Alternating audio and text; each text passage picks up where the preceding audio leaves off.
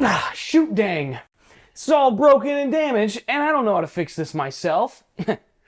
That's why I knew this would come in handy. I got my mechanic in a can.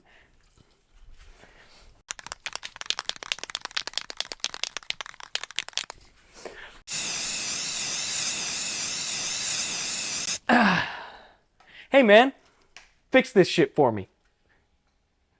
All right. Hey guys, we're replacing the A-arm. Well, I think we owe you an apology.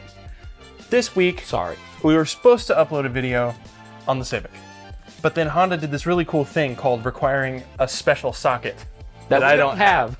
yet. So we're that one's getting pushed out 2 weeks, but there is Civic content coming, and I think you're gonna like it. It'll actually make you coming. Today, if you saw our last Blazer video where we recovered it, you'll see that we had some reasons to believe that the upper A-arm was damaged, and that was where the weird alignment and bending was coming from. So we're gonna fix it. We got an A-arm here. We're gonna jack this car up, we're gonna jack it up, and then we're gonna take the wheel off. You're just a silhouette. For those of you who don't know, you cannot jack up something on a truck chassis the same way you can on a car. There's not a little ridge on the body of the car that you can lift up. Instead, you have to jack it up from the frame, which is usually a little farther in, and it's a giant piece of metal. Jack it up from one of the flat parts, and if you're jacking up that wheel, you want to put it the farthest forward that you can. Get it on the frame, and now it jacks up just like a normal car. And that's all we need, because this feller's off the ground. In normal Chevy fashion, there are plastic lug nuts that thread over the real lug nuts. Now we're gonna get a closer look at this fucky shit. Rusty right there. Nothing else really looks bent. That kind of looks bent there. That doesn't look like it's necessarily supposed to be that way. This wheel has some negative camber on it. Kind of leans in like this, which really leads me to believe that it's this guy that took the damage. These are really just one castle nut and 2 nuts and bolts. Not that bad, ideally, but I suppose that remains to be seen. So we're gonna start with that castle nut and kind of let the rest of the suspension droop.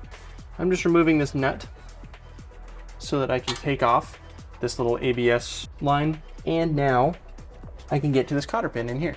I'll start by unbending this little feller. Try and get it as straight as I can. And then I want to start working it out. I've talked about this before. I use clippers to usually try and pull on this.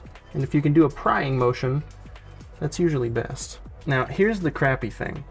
Our new A-arm is the cheapest one that we could get on Rock Auto. And it didn't come with anything other than this castle nut. It didn't come with a cotter pin or anything. So I'm gonna try and preserve this one as much as I can because we will need to use it again. And look at that. Preserved. All right, what size is this nut? 19, okay. I'm close. I'm nutting. Now here comes the fun part.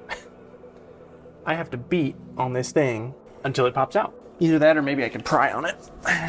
I'll go the quiet route first. Nice. Yeah, I didn't expect that to work. Okay, now I want to make sure I'm not stretching anything. I'm stretching the brake line. Shit. No, I'm not. All right, guys, so for this ABS line, you need to take one nut off right here to lower this bracket. Then you need to remove this bolt, which I believe has a nut on the back. It's a 13. What the fuck? Is the nut a 13? That would be awfully convenient. It is. Oh, the brake line was on there too. What do you know? Now, our upper control arm is completely free. I believe these upper bolts are used to help align this because they have these discs in here. These discs in here, you guys, that are on either side of the bolt and nut on both sides, those indicate that there's something meant to be turned to lift or change probably the camber by pulling this arm in or out.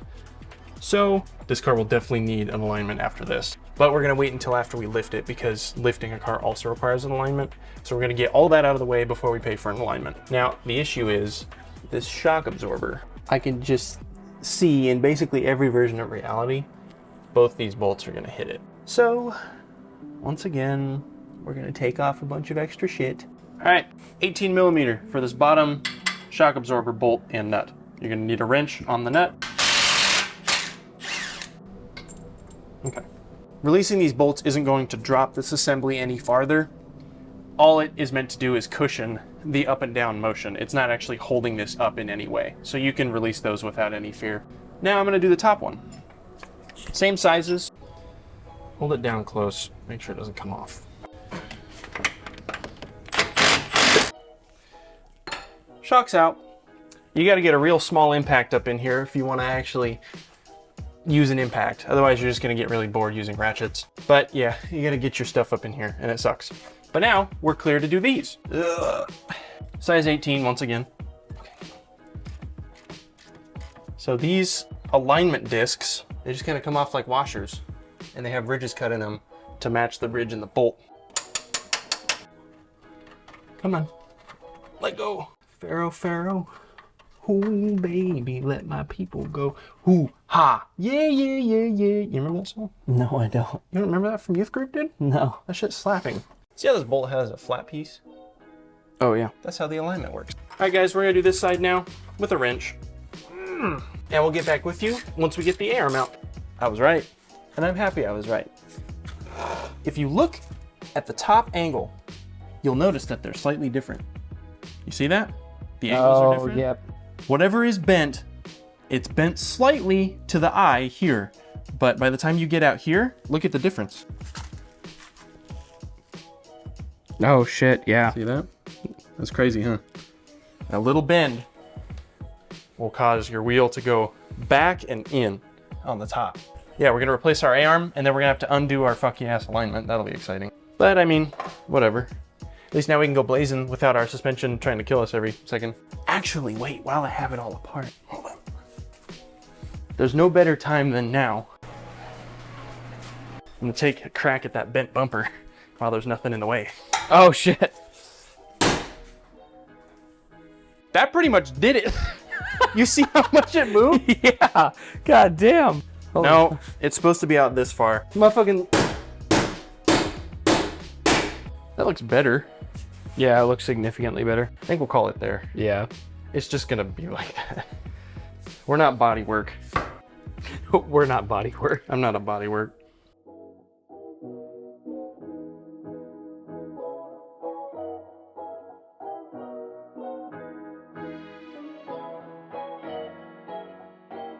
We got everything reassembled. These bolts are tight. The top shock absorber bolt is tight. Now we have to get this bottom assembly lined up with this fella. And what that usually requires is a jack under this bottom ball joint to kind of lift this up. Guys, you want to make sure you don't catch the dust shield with the jack.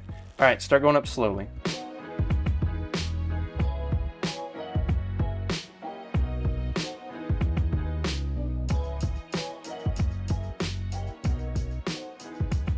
Yeah, as you can see, I'm kind of getting the ball joint into place enough to get our castle nut on the bottom. All right. Now leave the jack here for this because you don't want to put all the strain of heaving this back up. Just leave the jack. All right, guys, look. I got that castle nut on the bottom of the ball joint tight, and then I crammed the old cotter pin back through and made sure to bend it. Everything is tight. The alignment guy will have a hell of a time. And now all we have to do is, I don't know if you guys remember, but we did a whack job alignment. Remember that? Mm-hmm. To get it home. Now that that A-arm is fixed, our alignment is probably going to be way overcorrected and the wheels are going to be like this. What we're going to do is we're going to jack up this side as well. We're going to measure from the inside tread line to the inside tread line and try and get them as even as we can using a measuring tape. That will at least give us the ability to kind of drive straight on the way to the alignment rack. It's the same system as before. Just loosen these, and then you spin this using a pair of vice grips. You spin this and it will move this arm out or in, therefore adjusting the toe in or out. 100 foot-pounds for the torque. We're gonna take this thing on a test drive, and I know the alignment is still fucked, so we're gonna just go around the neighborhood. The bumps feel better. I drove the car more than you, but I can definitively say the bumps feel better. Well, that's good. So I think we are in good hands as far as that goes. So success? Yes. Okay, good. I just thought of something. What? We did not tighten the nuts and bolts on the steering arm. Oh no. Oh no. We'll be fine. This is a Blazer video.